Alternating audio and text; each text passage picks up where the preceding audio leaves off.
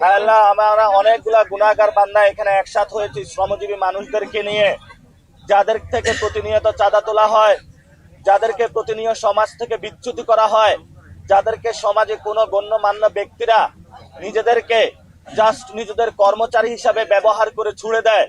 আল্লাহ, তারা তো মানুষ। যখন নামাজে আমরা একসাথ হই, আমাদের মধ্যে কে শ্রমিক, কে মজুর, কে বড়লোক, কে প্রধানমন্ত্রী, কে মন্ত্রী, সেটার কোনো বেদাই থাকে না। বাংলাদেশে শ্রমিক, ছাত্র, জনতা, প্রধানমন্ত্রী যারা আছে সবাইকে একই মানুষ হওয়ার তৌফিক দান করো।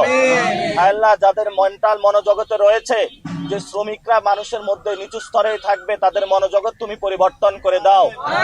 হায় আল্লাহ, যারা এই ক্ষমতায় গিয়েছে তারা যাতে একটি শ্রমিক বান্ধব দেশ করতে পারে সেই তৌফিক আমাদেরকে দান করো। হায় আল্লাহ, আমাদের শ্রমিক ভাইদের পাশে দাঁড়ানোর তৌফিক দান করো। হায় আল্লাহ, যারা আওয়ামী লীগকে পুনর্বাসন করার প্রচেষ্টা চালাচ্ছে তাদের বিরুদ্ধে আমাদেরকে দাঁড়ানোর তৌফিক দান করো।